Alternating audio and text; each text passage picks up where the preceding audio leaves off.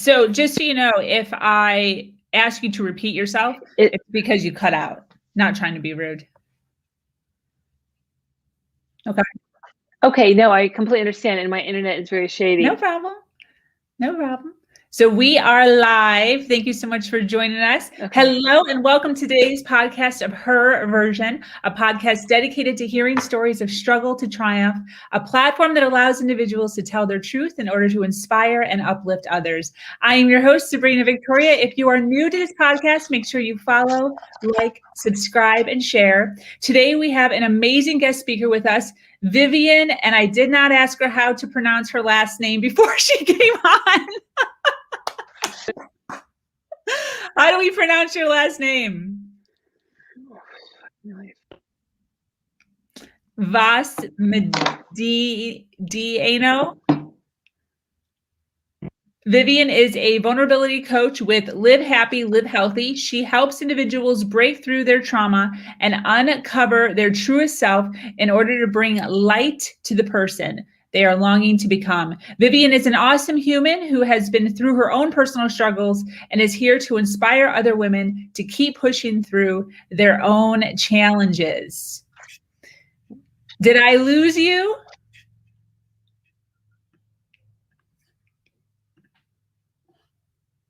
We may have lost her. How is everyone doing today? I hope you guys are having a fantastic day. Vevian actually just got to a new area and she is, looks like she's frozen in time.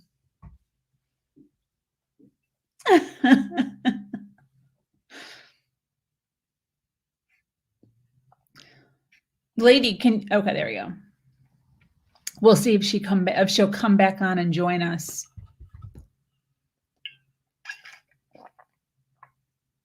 It's 9 o'clock here in Florida. And I'm not sure where Vevian is, but she said she is 6 hours time difference ahead. So she's somewhere on another planet, basically.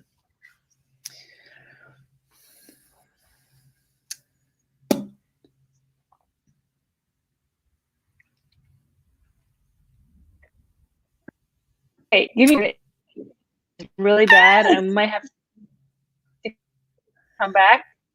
That's okay. A minute. No problem.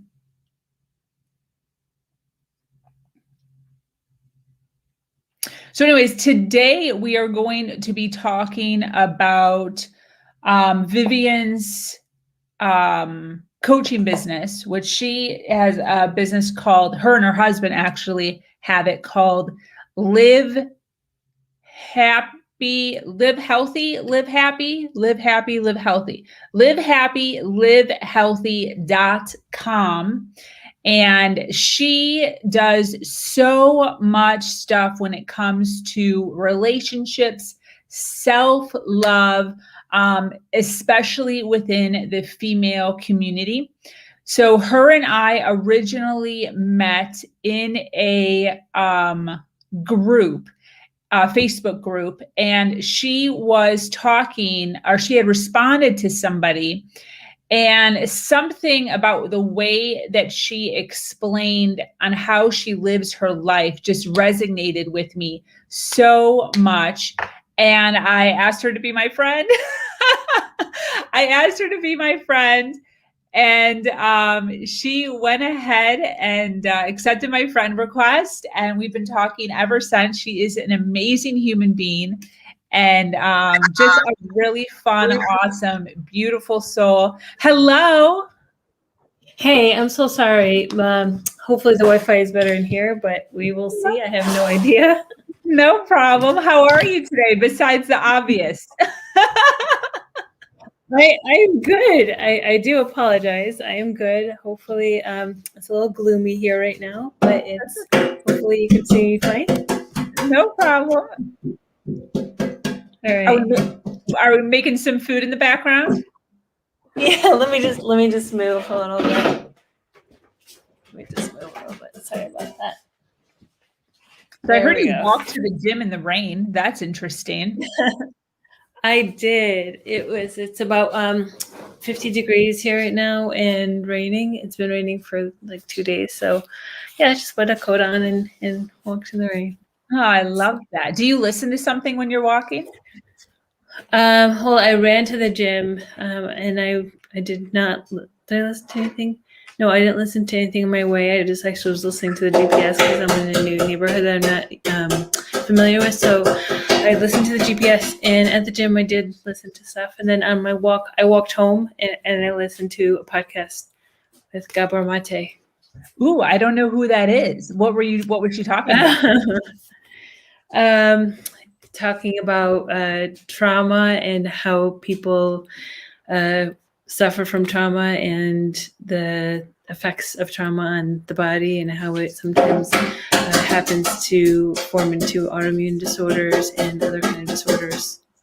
No kidding. I'm always intrigued by the human mind and how our body holds on to trauma and things that we've been through, even as young as like 1 or 2 years old. So it's fascinating to me. Wow, very cool. I'll have to look her up. It's Gabra Manto. No, Gabor Mate. He's like one of the. He's it's a one of guy. the spiritual. Yeah, I would say he's like one of the spiritual leaders of our time. Him and Eckhart Tolle and all these other amazing people that are very into the mind and spiritual growth and stuff like that. So, yeah, Very so many cool. people. Very cool. I'll have to look him up. I'll probably get with you on Messenger and ask you how to spell that. Yes. But Yes. I love stuff like that. So before we get started, I want you to explain to everyone. This just fascinated me. So I apologize if it's like too much information, but when you and I have talked, you've explained to me this extremely minimalist lifestyle that you and your husband lead right now. Do you mind kind of like explaining that a little bit for our audience? Because I just think it's so cool. And I think there's so many people that want to do this. So like seeing somebody normal actually, going through with it and living like this. Go ahead. So I've heard so many people say they would love to travel more, but they feel like they need to have more money or save up to make things happen. And then they get old and then they never get to do any of those things. So my husband, his whole family lives in Sweden, Stockholm, Sweden, which is where I'm right now. But back last year, about 2 years ago, we had decided that we were going to end up moving to Europe and leave the U.S. So the pandemic happened, and we ended up staying in LA a little bit more longer than we had anticipated. So we went and moved from a 1,200 two-bedroom, two-bathroom apartment where we also had clients that came and lived with us to a 600 square foot apartment. We sold. Then we sold in December. We sold 98% of our things and moved out of the country with just 3 suitcases and 2 backpacks. And that was extremely liberating just to literally get rid of all the things. And then we from December 15th to December 30th, we came here to Sweden and we celebrated Christmas, and we left the suitcases at his brother-in-law's house, and we just packed up backpacks. Backpacks are the size of like carry-ons, and we traveled to Spain for 3 weeks. We were in Costa Rica for 3 months. We were in Mexico for 3.5 weeks. We visited clients in Kentucky, and now we're back in Sweden, where we'll spend the summer and fall, and we'll visit various parts of Europe.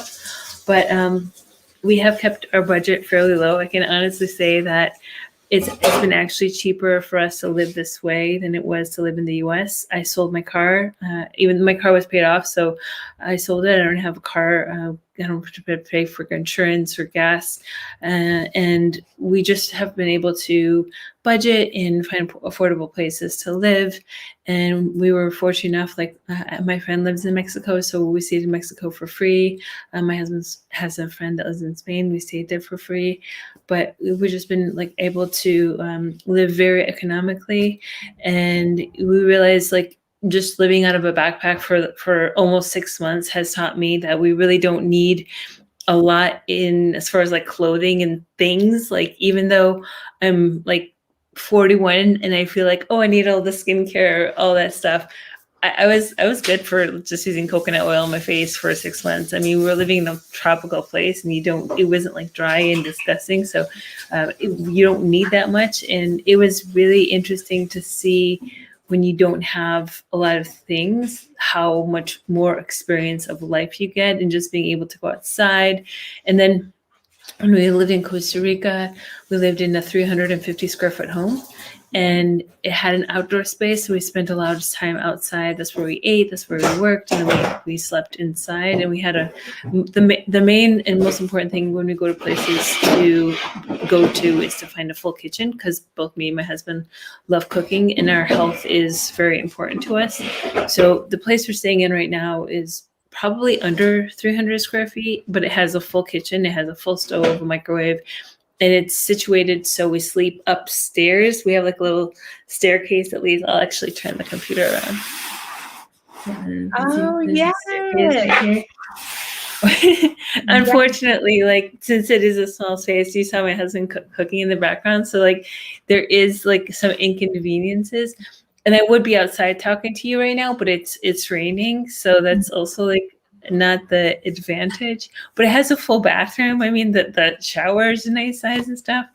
So I think like people need to get out of their head that they need to have all this money stashed away in order to travel. You don't need it. And in order for you to do it, you just have to have even just like a part-time job online. A full-time job with full-time income would be amazing. But we've been averaging, with expenses of travel, with airfare, with all of the food that we've been buying, and we buy very high quality food, and our rent, we've been averaging between $2,000 and $2,500 a month.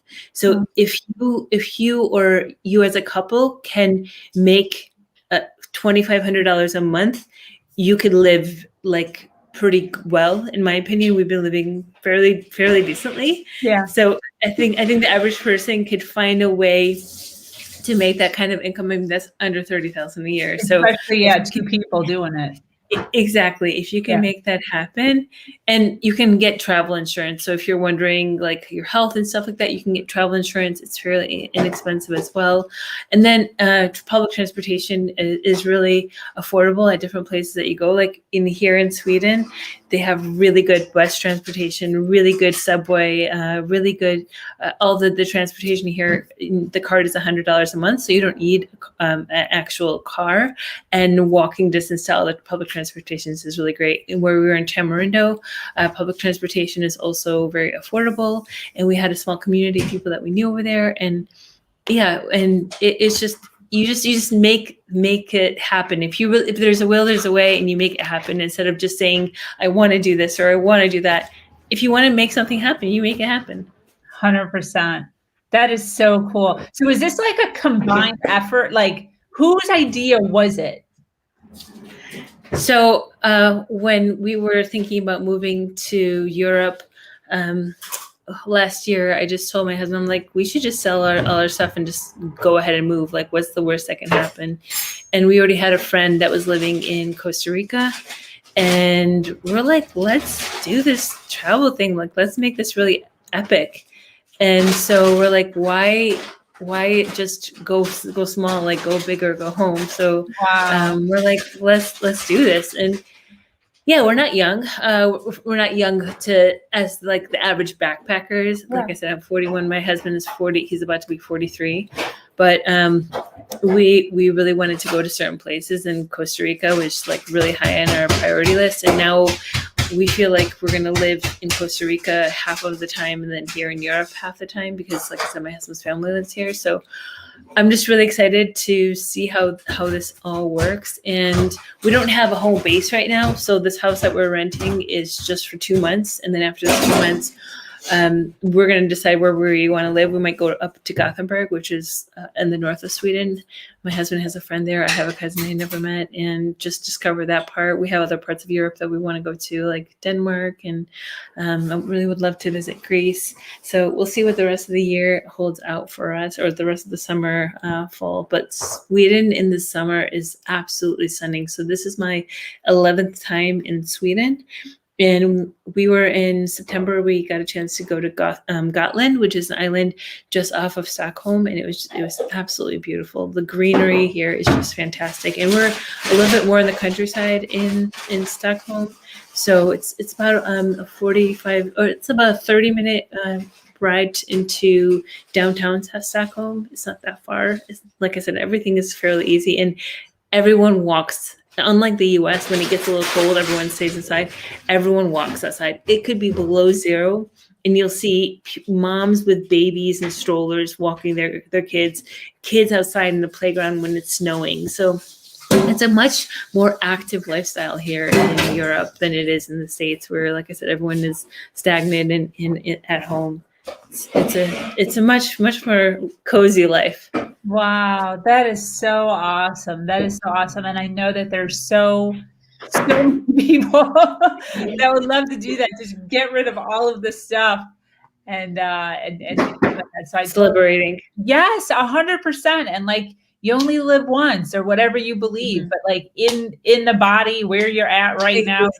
Exactly. And you might as well do all of the things that you want to be doing. Exactly. That's I totally so agree cool. with you. That's so Thank cool. you. So I was telling everybody kind of when you were gone, I was kind of like fumbling all over my words, but sort of getting to the point of how you and I had met when you were those 2 minutes when you were trying to find a place. And I kind of want to dig into that. I believe 100% that the struggles that we've gone through in our life are the exact reasons why we have the strength that we have. And I feel like you're on the same boat as me in that thinking. Absolutely. Do you mind talking about some of your struggles and what strengths you've actually adopted because of those challenges?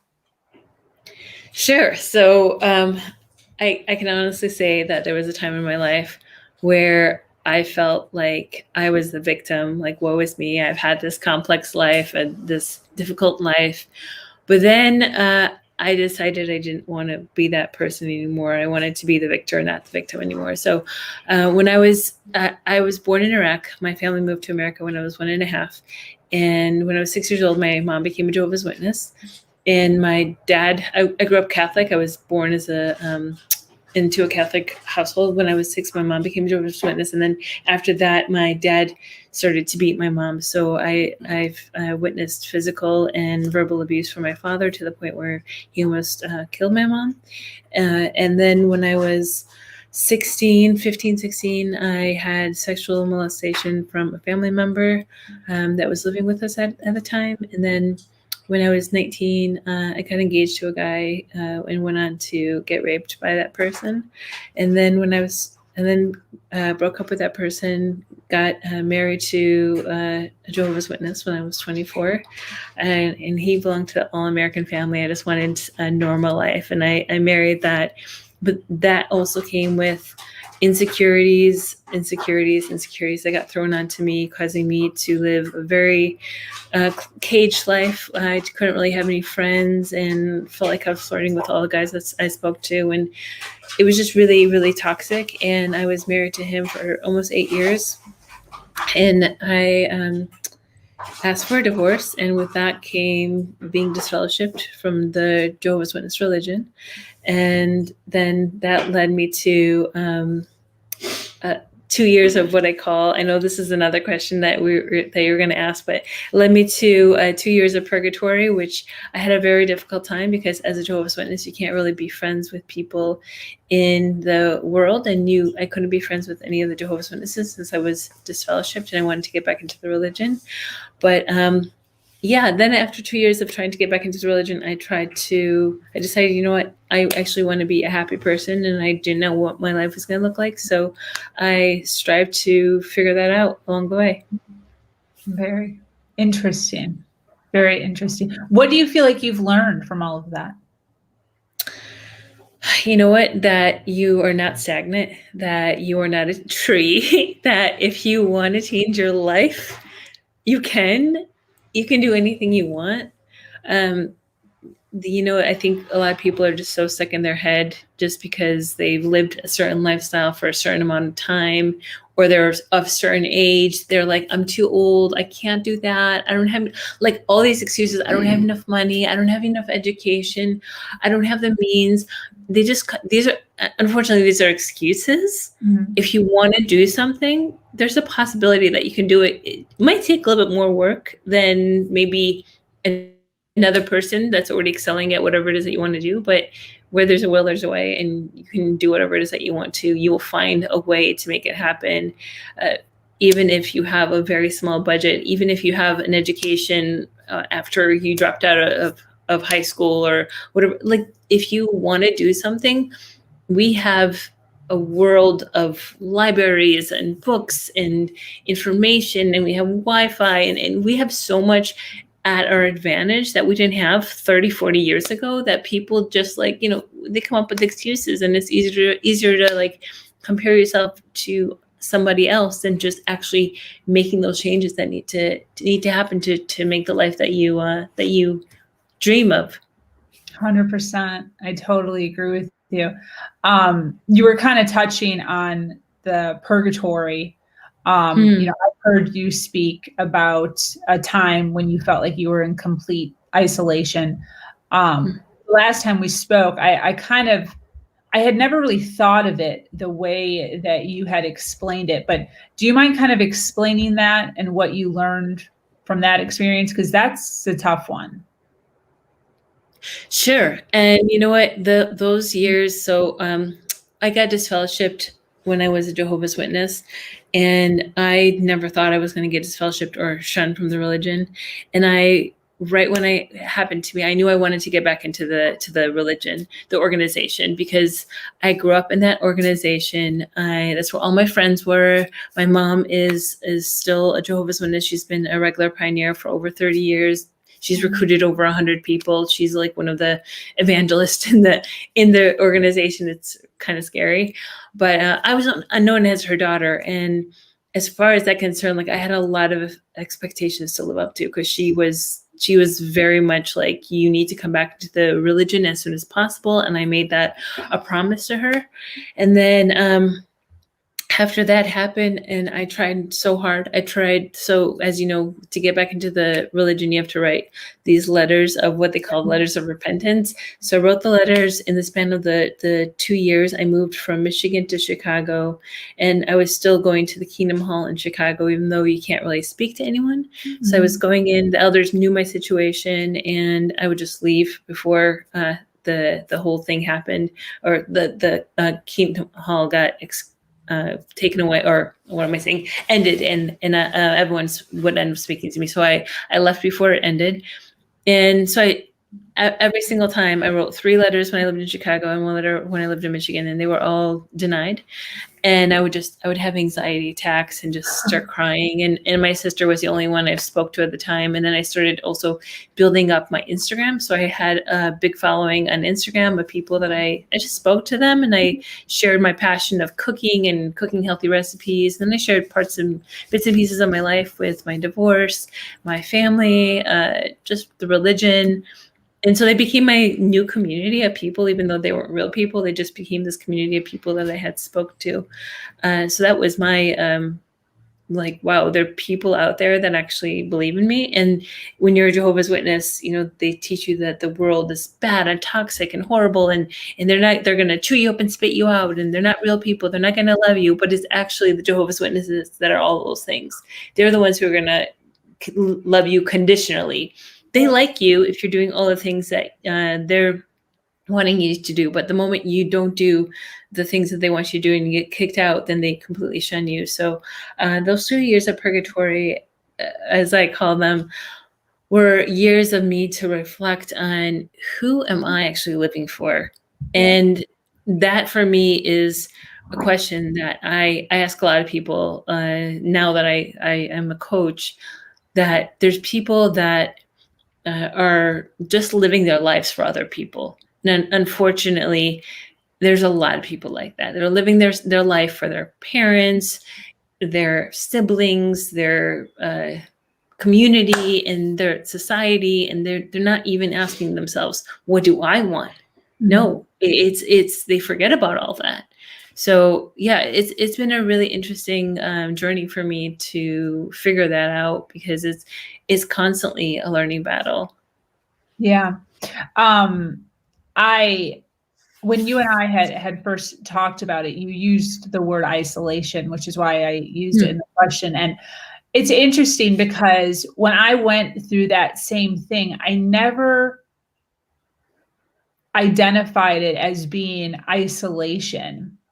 And when you said that, it hit me so hard, because like I understand the concept of it, like you don't have your JW friends or associates, you don't have worldly friends or associates. Oh my gosh, I'm starting to get teary-eyed.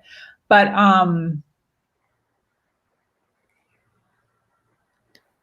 that isolation is extremely challenging, because as a witness, you're told that these worldly people, there's that scripture in Deuteronomy, I think it was Deuteronomy 13, where it says bad association spoils useful habits, and they fucking ingrain that shit in your head. Like the moment you try to be friends with people that are not Jehovah's Witnesses, or not trying to be Jehovah's Witnesses, like you can be friends with somebody who's like studying or something like that, but the moment you are actually friends with like a coworker or a school friend or somebody you met just whatever, like they're going to ruin you. They're going to ruin you for life. And that is, it's difficult. But then when you go to the Kingdom Hall and you see your old friends, or you see witnesses, and you're like, they seem like a nice person, I want to be friends with them, but you can't because you are disfellowshipped. It puts you in a very weird situation. And believe me, in those 2 years, there were so many times where I met a nice guy or I met a nice girl and I wanted to be friends with that person, but I knew that there was a certain point that I was going to have to cut them off if I was going to become a Jehovah's Witness. So in my head, I was already preparing myself, like, I can't be friends with you. Like, it's cool that we're meeting for coffee, but like, it's going to have to end once I get back into the quote unquote truth. Because that's it's a bunch of bullshit. Like they're constantly feeding you all this stuff in your head to make you think that this is the only way. Everything else, you're going to get destroyed at Armageddon, and you're a piece of shit if you don't come back into the organization. That's why they say it's a cult. So, and it is a cult because they're constantly teaching you. You wake up reading the daily examining the scriptures book. You study for all the meetings. You have 3 meetings a week. You're in this like cage. And when I described my first marriage to, I was in a cage from being a Jehovah's Witness, and then I was in another cage from my marriage. So I was like in all these cages, and I was not able to express myself and be who I wanted to be. And as a Jehovah's Witness, everything is fear-based. They say that God is he has all these rules because he loves you. And that is the reason why he has all these rules. So you're just constantly afraid. You're afraid of everything I do, everything I say. Am I going to be accepted? Am I going to be shunned? Am I going to be okay with the direction that I go? Because God, what is God going to think of me? And you're constantly like, this fear base is just so high, and we already have this negativity, fear-based bias that we have, and going in that direction is a lot easier than going into a more liberated, positive experience in life. So, and that's why a lot of witnesses and people that are really big into religion have so much fear inside of them. Yeah, same. And I can totally attest to that. I was just talking to my fiance the other day about how I always have this feeling that I'm going to die, and not like going to die from cancer or going to die from a car accident, but still there's this fear of me just like disappearing, not knowing how. But I was talking to him about how I've had a will set up, and I'm only 38 and I've had a will for like 9 years or something crazy. And, the life insurance for my child and real, just this fear of making sure like I'm still in contact with my parents. But I have all of my passwords, all of my bank accounts, all of the addresses, like everything that's mine that they would possibly need if I died, I have sent to them, and I renew it consistently. Like every 2 years, I send my mom a new list of like the new phone numbers and new addresses and new whatever. And it's not like oh, just so you have it. It's literally ingrained that I'm going to perish, that I'm going to die.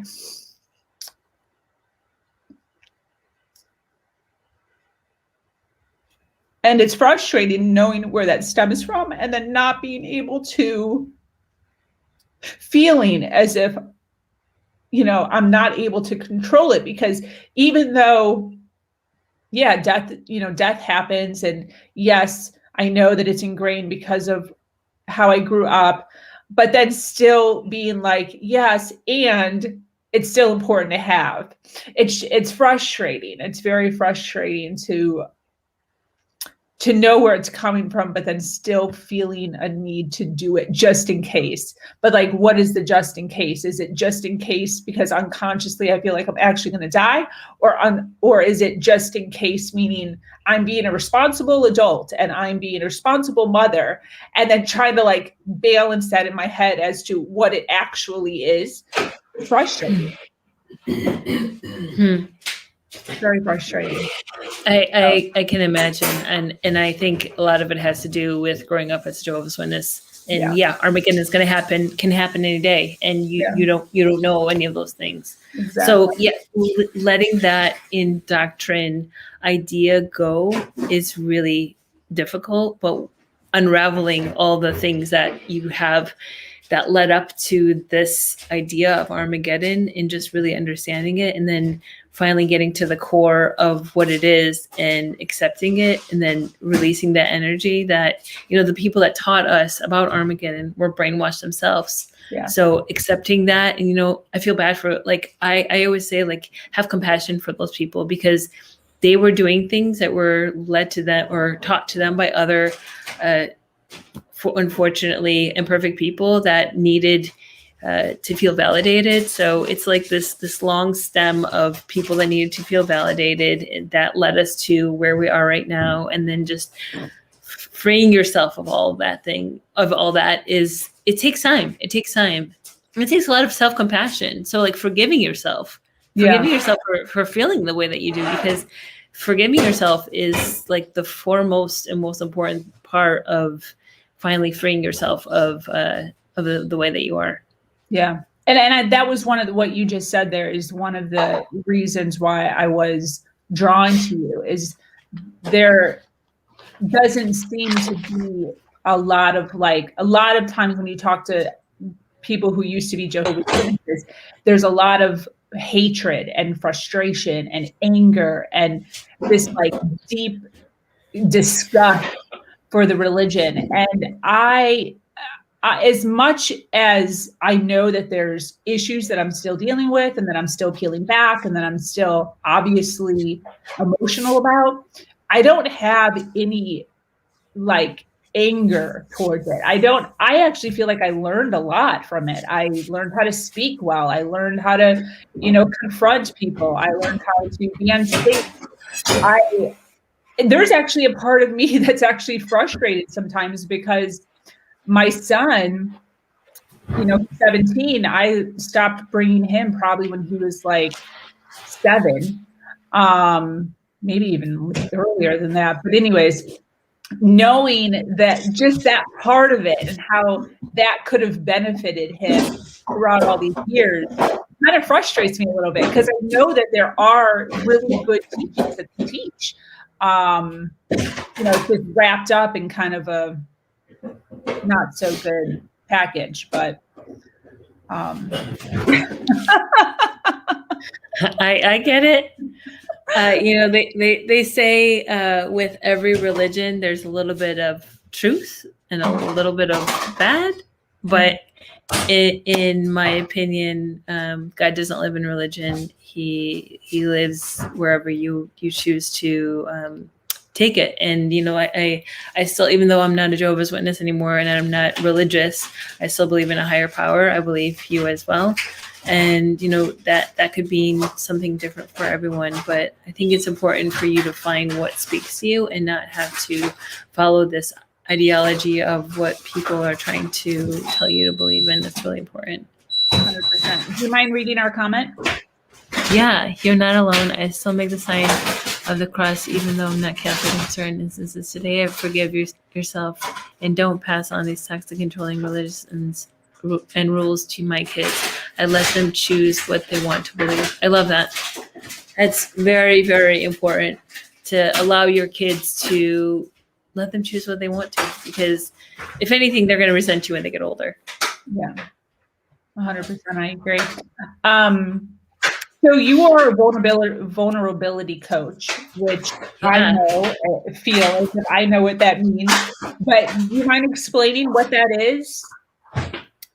Gosh, so I know it sounds very vague, but I think a lot of people are so lost and they don't know who they are. They don't know what they want in their life because society is telling them to do something. Their family has told them to do something. So people are just like very robotically moving through their life. Maybe they're married, maybe they have a career, maybe they have kids, and they don't even know if they're happy. So I help them kind of untangle everything that they have been through and allow them to see themselves for who they really are. A lot of people are not even living their true identity. They're just like living in the shadows of who they are. So I help them unravel their life and then bring them into the direction that they want to go, whatever it is that they want to go through. A lot of people want to start something new or want to take their life into a different direction and they don't know how. They feel stuck. Mm-hmm. And I help them move into the direction that they want to go to. It's a lot more, it's simple, but it's not easy. Yeah. It's clear as day, but it takes work. So when I work with people, the most important thing is, do you really want to change? Because you hear it 100 times. I want to lose weight. I want to do this. I want to do this. But do you really want to? Because if you really want to, as I was saying in the beginning, if there's a will, there's a way. Yeah. You don't have to have a gym membership in order to work out. You don't have to have a huge bank account to eat healthy. It's if you want to make it happen, you can make it happen, or else you're going to come up with excuses. Exactly. So I'm very real with people too. I don't bullshit. I don't tap dance around the truth. I tell people how it is and what they need to hear. And sometimes I can hurt people's feelings, but people need to hear that. And I don't waste people's time. I don't work with people for 10 years. No, my program is 6 weeks. I can work with somebody for 12 weeks, which is, 3 months. But after that, I would say that, we've been through all the main blocks in your life. Yeah. We've talked about where the direction that you need to go. I'm not here to babysit you, just go. When I hear people I've been with my therapist for 5 years, obviously that therapist is not telling you anything. Oh, but they have helped you. Have they really helped you? Come on. You know what I mean? So I'm just no bullshit. Get to the gist of it and let's just make it happen. If you're hiring me, I want to help you become the person that you want to be. Let's get to it and stop bullshitting yourself. Yeah, 100%. And a lot of that has to do with personal growth, and whether or not they actually, want to actually grow, I guess. Why do you think personal growth is important? Because we're constantly changing. We're constantly changing. We're constantly evolving. And there's always new things to learn about how we react to people, how people react to us, how the world is changing with this pandemic. Why are people acting the way that they are? You see all, the vaccine. People are so adamant about getting the vaccine. I personally think the world now, especially the world that we live in today, is so fascinating because we get to experience all of this mayhem in what I feel like is the prime of my life. So to see the world and how it's reacting is so important with far as self-development is concerned, because people are so vulnerable right now. So to see how people are reacting is so it's mind-blowing. And then I'm constantly reading about like how we have dealt with trauma, how our body holds on to trauma and shame, and that, you know, we're all like children walking around in adult bodies. So the personal growth for me is fixing the person that we were as a child and then bringing that to an adulthood, and finding people along the way to help us grow as adults and no longer be that broken child within. 100%. I totally agree with that. So as a coach, I kind of want to ask you, what do you feel would be two main ways that a person can really discover who they are, in your opinion? So going back to really asking yourself, is society, family, your culture saying how you should be living your life? Or are you saying how you want to live your life? I love that. So being really honest with yourself, like just like sit with yourself and ask yourself those questions, because, you know, with strong cultures like myself being Middle Eastern, and there's certain cultures like the Hispanic community and other communities that are very strong in their culture. Okay, is your culture really making you feel like you need 3 kids? Like, do you even want kids? Okay, like, let's be honest with yourself. You know, being in America, do you need all those things? Do you need the huge house, the new model? Like, and then you look at social media, you're comparing yourself. Like, you get so lost in the bullshit. So sitting with yourself and asking yourself, what do I want? Yeah. That is, for me, one of the most important things. And the second is, do you really enjoy the path that you're going in? Are you happy in your relationship? Do you enjoy your job? Are you actually content with all that is right now? Or do you feel like you're stuck and you don't know the direction that you want to go, and then you're coming up with all these excuses? So again, being real with yourself and figuring it out, and stop coming up with excuses. Because like I said, where there's a will, there's a way. So figuring it out and not questioning yourself anymore. You know the direction that you want to go 100%. into. Like, stop asking your friends all around you what you should do. You know the direction. Your intuition is constantly speaking to you. So stop asking people and listen to yourself, because you know the answer. 100%. I love that you just said that. That reminds me of this kind of game that I play with our clients when they're having difficulty between like 2 decisions, like whether or not to do this, or think this or think that. And this is the game that I play. And you might be able to use this. So I say to them, get a quarter out, flip the quarter, catch it, and put it on your hand. Is it tails or is it heads as to doing A or B? Okay. And they'll say blah, blah, blah.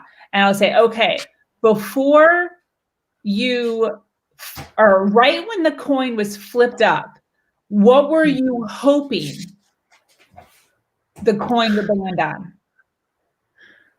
And that's your answer. It doesn't even matter. You don't even have to look at it. What were you hoping it would be? Because that is exactly what you said. People already know.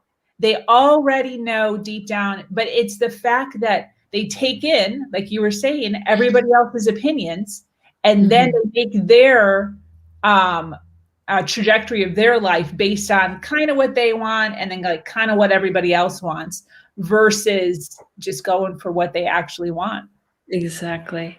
Yeah, exactly. I love that. So cool. So I have to know what you read. Can you give us 2 like all-time favorite books that you would recommend to females? Oh my gosh. Okay. So my number 1 favorite book that I've read in the last several years is The Untethered Soul. It's so beautiful. And I actually was going back to it this morning in the last couple of days for my challenge that I'm putting together. But it's such a beautiful book. And if you're really looking to take yourself to the next level as far as spirituality is concerned. It's really great, and it's really great as far as just really finding out who you are and the path that you want to go to. So the Untethered Soul and the 5 a.m. Club. It's something that I'm like 70% done reading right now, but it's such a good book, and I would highly recommend that too. It's actually something that's underneath this right now. It's a really, really great. The 5 a.m. Club. Yeah.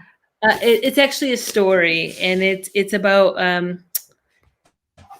it's about the 5 a.m. Club is about the things that people should do around 5 a.m.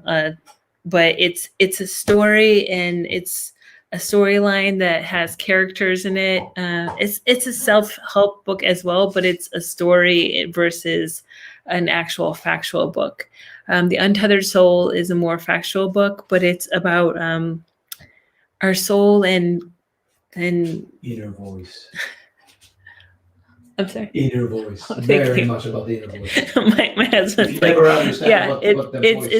it's about the inner voice, and the inner voice separating it from who we actually are, our conscious, versus the voice that's inside of our head.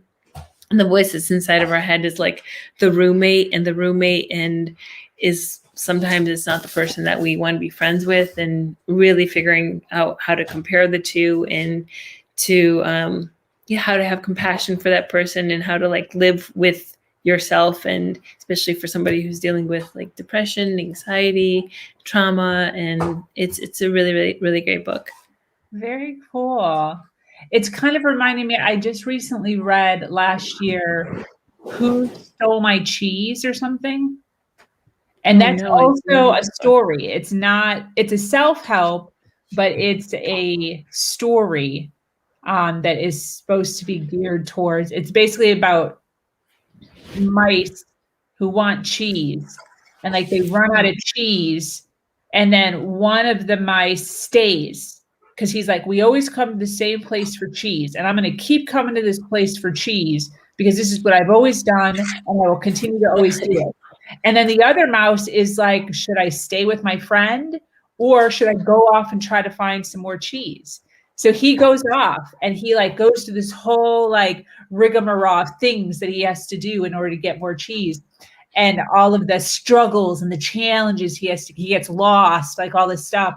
But then he winds up finding cheese, and he finds the cheese, and his friend stays back and like starves. I think his friend does wind up coming back, but he's like tired and like thin, and because he was just waiting for so long. And it was basically about like pivoting faster, if it's not serving you, if it's not giving you what you need, pivot and move. And the faster you decide, like we were saying with the flipping of the coin, the faster you decide to move, the faster you will become happy, with a new set of cheese or a new set of crumbles of crumbs or whatever mice eats. But it was really interesting because it read as a storyline. So I think I'm going to check that out. That's interesting. What was it? What book was that one? Who Stole My Cheese?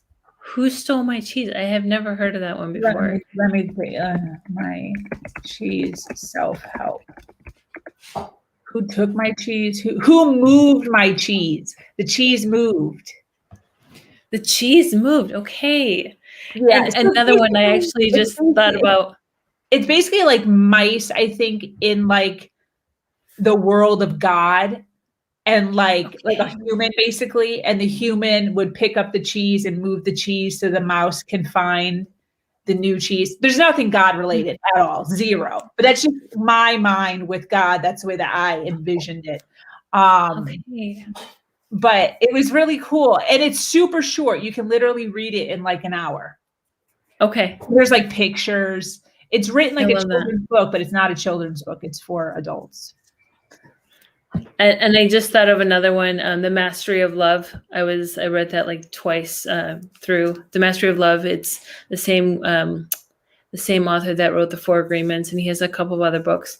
It also was like an easy read, like something that you can read in like 2 hours.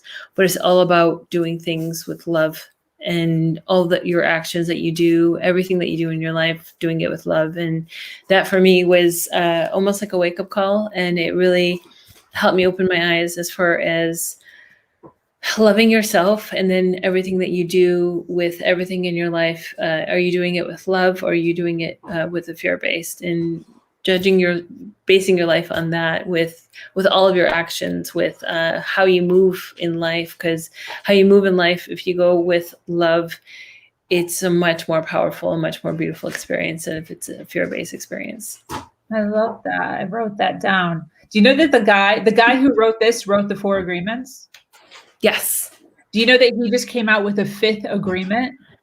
Yes, I heard that. I have not read that. I don't know when he did it, but we were at Barnes and Nobles the other day, and it was on display as a 5th agreement. And what's so funny is the 4 agreements is written in a book like this thick. Yeah, it's very small. Yeah. All 4 of them. And then the 5th agreement is a book all by itself, and it's like triple the size.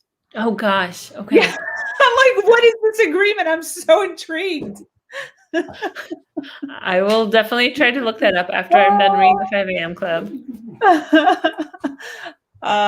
Just to add to the books that were already behind. Seriously. Exactly. I have so many. That's like my one prized possession as far as, going more minimalist, is my books. I don't know what I'm going to do with my books. I love books. I just self-help books. I don't read anything but money management, organization, and like mental and emotional health. But I have so many, and health. I have a lot of books in health.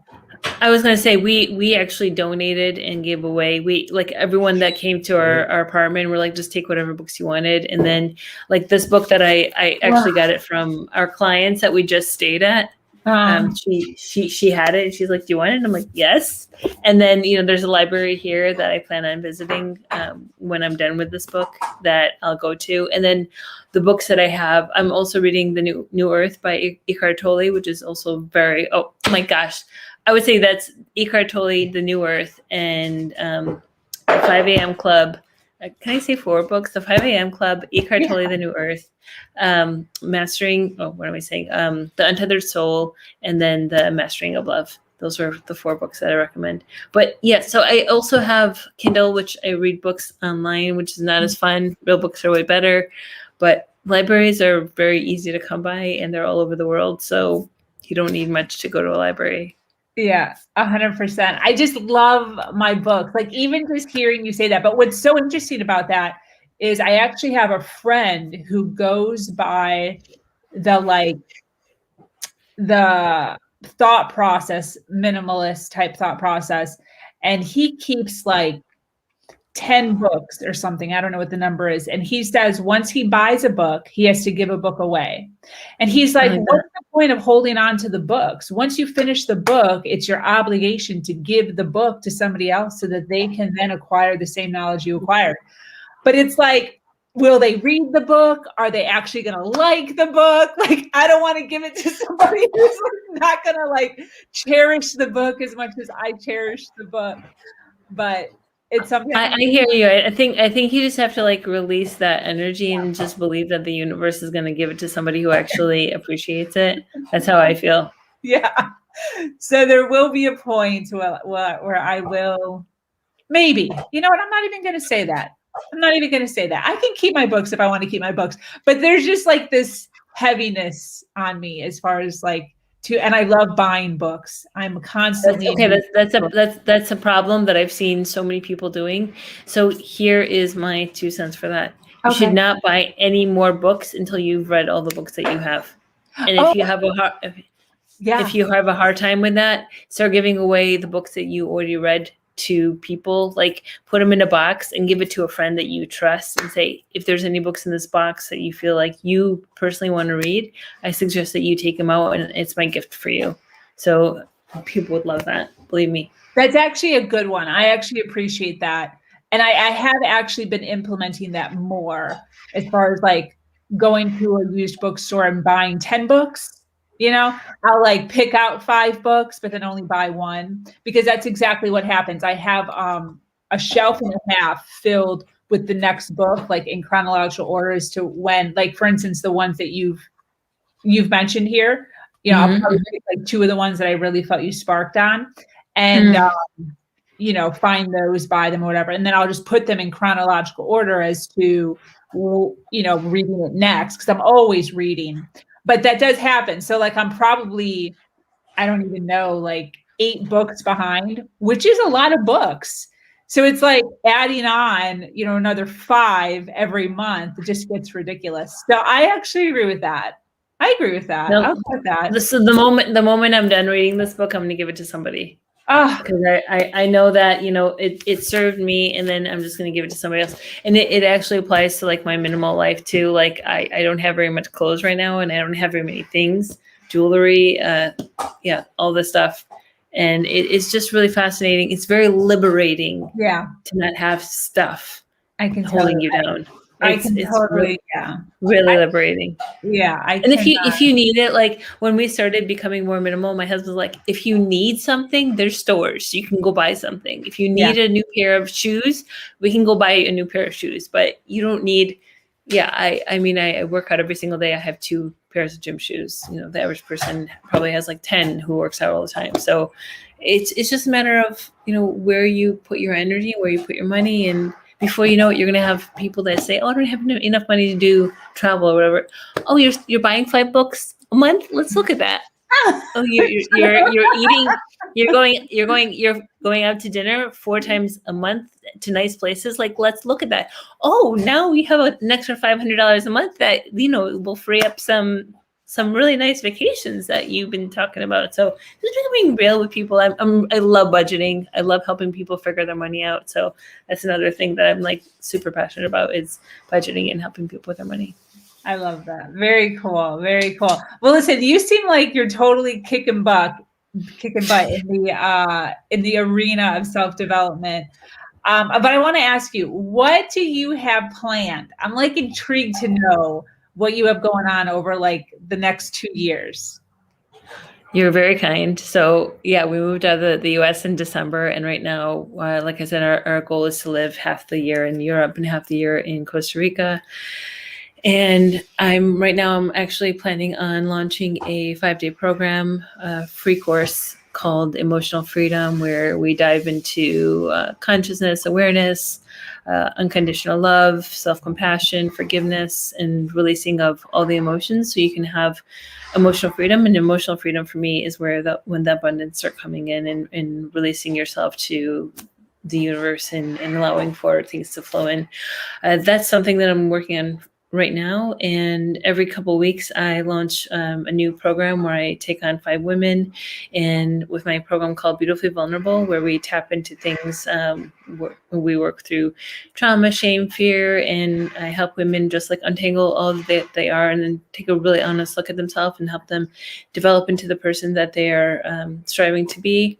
And then I also take one-on-one private coaching calls, and that's like right now. And within the next year, me and my husband would really love to do a retreat in Costa Rica. So a retreat would include a couple days on the beach and a couple days in the rainforest, where we take a small group of people and work with them in mental health. And my husband works as a wellness coach, and that's kind of something that's our goal in the short, long term. And it's something that we've been striving for a while. And I feel like it's in the works. We've had clients that, so I started a project back in 2013 where I lived with families and I taught them how to I helped them develop healthy recipes for their families. And I also was more of a life coach. I would live with families from all over the world. And then when I married my husband, we started living with families. And since 2013, I've lived with 53 families, including a family in Nigeria. And then we had clients that came and lived with us. We've probably had close to 40 families since 2014. 2014, we've had about 40 people, not families, that came and lived with us. We had an extra bedroom, and we did nutrition, working out, because my husband is a wellness coach. And then we also offered other things too, like mind, more of a life coaching as well, because people, unfortunately, it's not all just about eating healthy and working out. It stems from lots of ingrained things that you have learned about yourself that you have to really break in order to attain a life that you want to have. Definitely agree. What does your husband do? I know you guys kind of work. Yes, my husband he is a wellness coach. He is an online wellness coach where he helps people with their nutrition, their working out, and right now he actually just started a blog. It's called Ben Lever. It's about his tagline is "Borrow my beliefs until yours become stronger," and he is launching a private That's Facebook group. Good. Thank you. Wow. I love that. He talks very openly about suffering from depression and his struggles and what has helped him. And he's about to open up a private Facebook group and just help men through all the struggles of depression and not feeling alone and yet being very open about it. And no one would look at him and think that he suffers from depression because he's a very confident person with very good energy, and you would never think that he suffers from that, but he has his whole adult life, and it's something that he's very open about talking about it. So he's calling the group Full Range of Emotions because it's really important for people to feel all the emotions instead of hiding it or camouflaging it with substances or with antidepressants, instead of taking those feelings away, actually leaning into it and figuring out what is it teaching us. Because a lot of people just, they pick up addictions, women pick up shopping, they do other things, and they numb, instead actually feeling it and saying, what is this teaching me about myself, about my life, about my situation?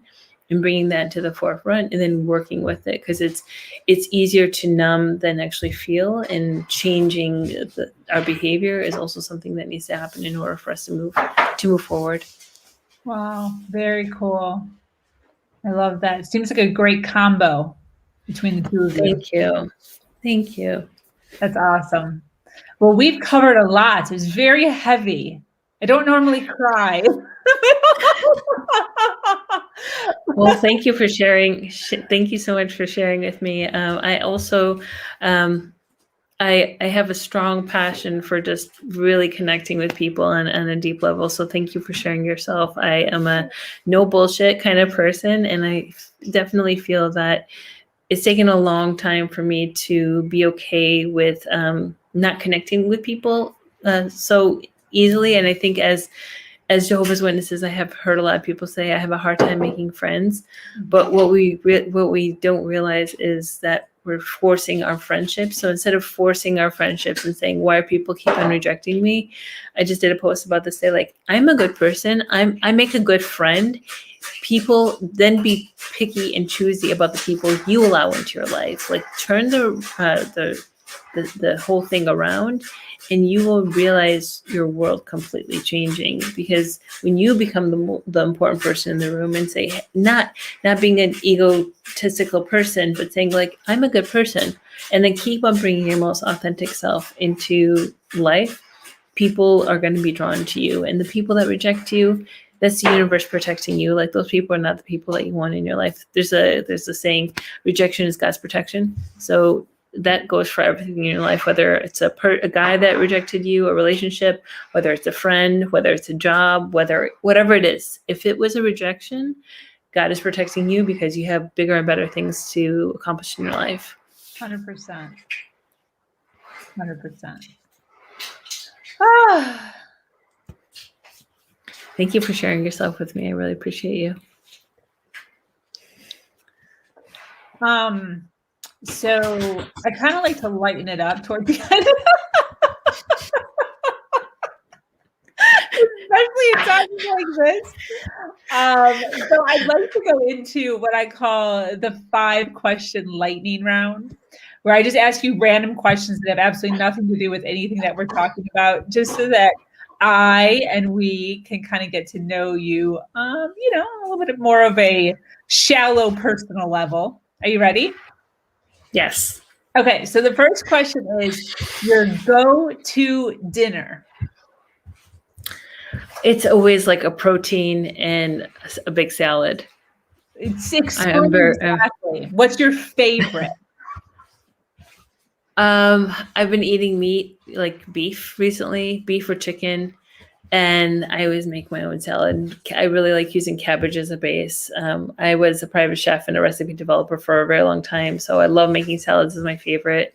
I don't technically usually buy like spring mixes. I just, anything from cabbage. I love adding fresh herbs and make my own dressing with like vinegar and nut butters, and it just get crazy and adventurous. And there's no wrong or right way to cook anything. I'm all about like experimenting with food. Both my husband and I, we both love cooking. So yeah, big salad of some sort, whether it's just mixed greens and some herbs, or like a tabbouleh salad that I made, or something with like an Asian cabbage salad, or something with roasted vegetables, and then some kind of protein. And sometimes I'll do like roasted potatoes or rice or something like that with it too. Wow. I've never thought to use cabbage. Really? I would say that's like 80% of my salads is a cabbage base. Really? Yeah, and also cabbage is really good to sustain a crunch. So you can make a big cabbage salad and it will stay crispy for several days. So if you're like a meal prep kind of person, to chop up cabbage and to prep it for salads, it's perfect, because you can't, like, if you open a bag of spring mix, 4 days later it's gonna be watery. 4 days later after you chop up cabbage, it's still gonna be crispy. So it's definitely an advantage as far as like meal prep is concerned. You can buy pre-cut cabbage, but if you cut it yourself, I like to do it super thin. It stays fresh. And cabbage is great for, you can have it warm, you can have it cold, and sometimes you can make a salad and then you can actually make it warm in the pan, or you can have it cold. So that's different options as well. But yeah, grated carrots in there, like add some pickled vegetables, some fermented vegetables, or some roasted vegetables. It's the world's your oyster when it comes to I love it. I have a salad ebook with I think 40 salads or something like that.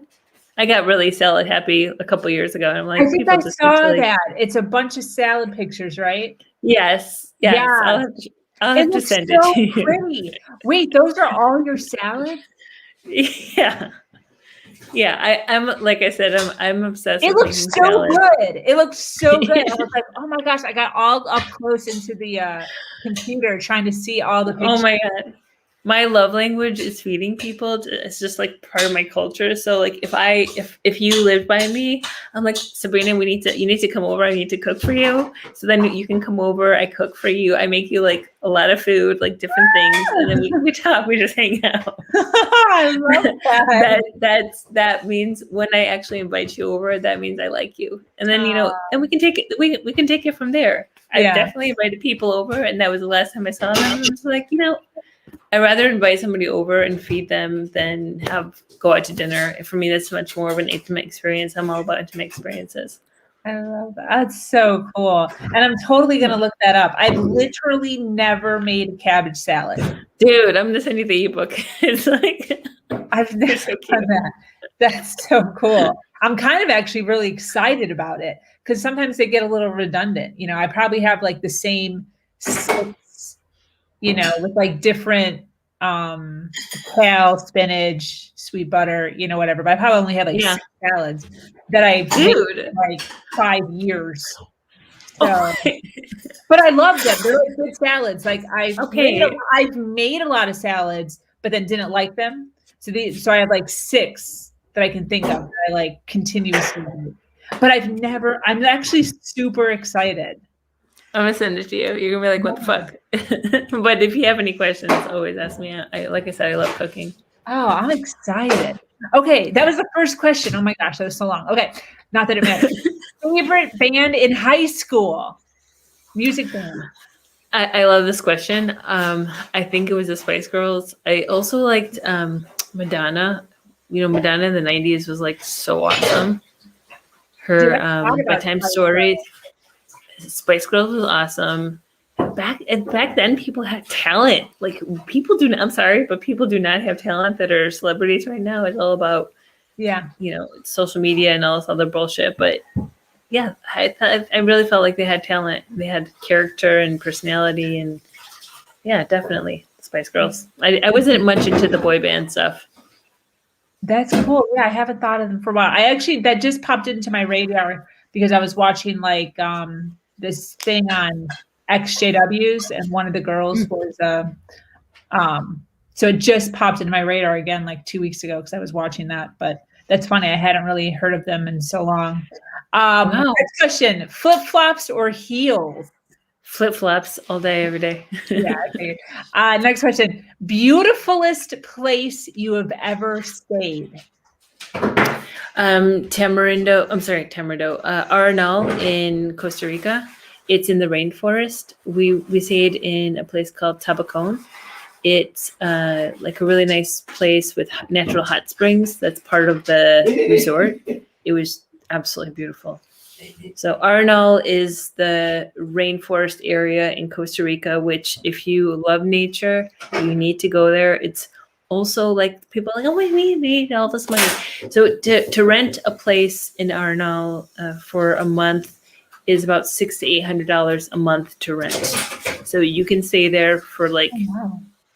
it's very affordable. So let's say you're like, oh, I don't have a lot of money. You can, how about this? You put your house on Airbnb. Yep. And you rent out your place, and then, Suri's trying to figure out what I'm saying, so we're just gonna have to excuse it 1 second.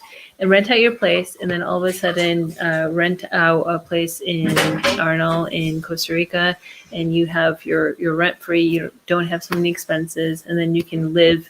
You can have a free vacation. Like I said, you make something happen. You figure it out, and before you know it, you're there.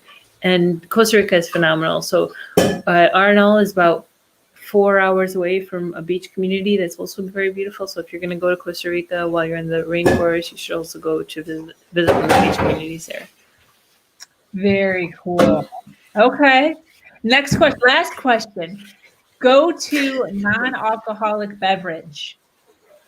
I love sparkling water. What brand?